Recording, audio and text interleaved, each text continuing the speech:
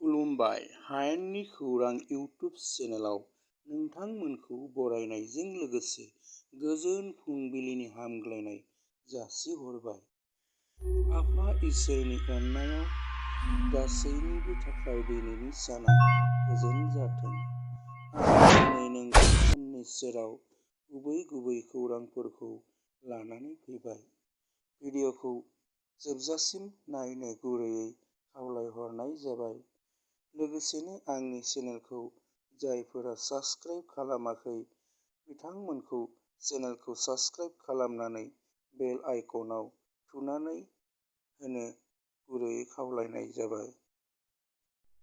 दानिया फैदो गुबै रादाबफोराव। सेरफांगुरि जनता फरायसालिमानि गोरायुं मानगोनां डक्टर सुबुं बसुमतारीखौ बड'लेण्ड मुलुगसोलोंसालिनि गोदान रेजिस्ट्रार बिबान होनाय जाबाय।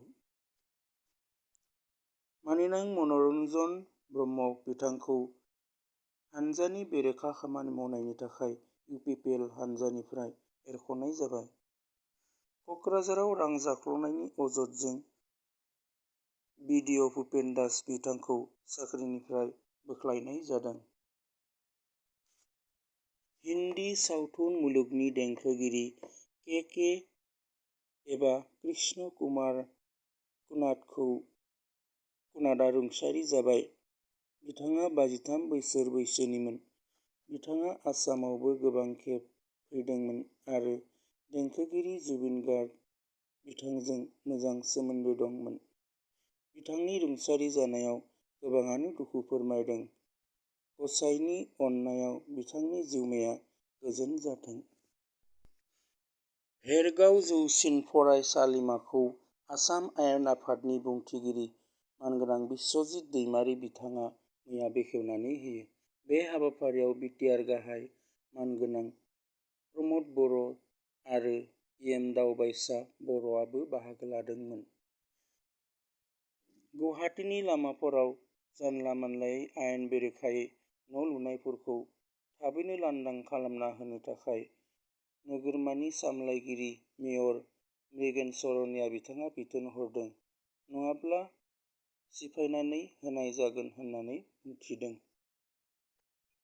केरालायाव आसामनि कलगेसियानि सासे इउटुबारआ बिल्डिं सानिफ्राय गोग्लैनानै रुंसारि जादों।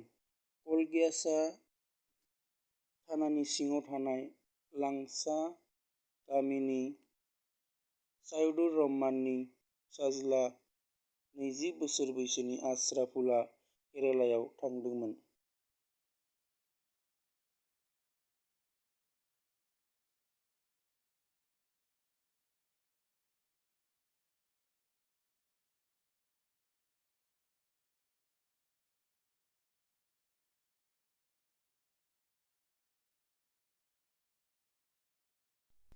तामुलपुर आंराकाटायाव मोनसे खास्रि-बिस्रि जाथाय जादों। सुनाति मुन्डा मुंनि सासे हिनजावखौ गावनि फिसाय सुहान मुन्डाया बुयै बुयै बुथारदों। खौरांनिफ्राय मिथिनाय बादिब्ला बुथारजानाय आइजोआ 3 गथ' आरो सासे 2 दाननि उन्दै खुदियानि बिमामोन। बिलासिपारायाव लामा जाब्रबथायाव गंसे सुइफ्ट गारिआ सासे बिमा आरो 2 फिसाजोखौ सौदावलाङो। बे जाथायाव बुलबुलि बेवाया जायगायावनो जिउ गोमायो आरो फिसाजो 2 आसमिना बेगम आरो हसीना खातुनआ जखम जायो। बिटिआर गाहाय मावफुंग्रा मानगोनां प्रमद बर' बिथाङा मैया 22 नं कख्लाबारि बियाबनि उफेरा बिसायख'थिनि थाखाय फोसावथि हैदोंमोन। बिथाङा इउपिपिएलनि बिजाथि मन्टु बर'आ देरहासारनाया 90% होननानै बुङो आरो बिपिएफ हानजानि जौ बेदर होनानै गोजाम फर्मुला बाहायनानै जेबो मुलाम्फा गैया होननानै बुंदों। आसाम आरो सा-सानजा भारत आव 2 आरो 4 जुनआव गोबां अखा हागोन होननानै बोथोर बिगियाना फोरमायहरदों। दिनैनि खौरांफोरा एसेयावनो जोबबाय। नोंथांमोना खौरांखौ मोजां मोनोब्ला लाइक आरो कमेन्ट खालामदो। खुलुमबाय, गोजोन्थों।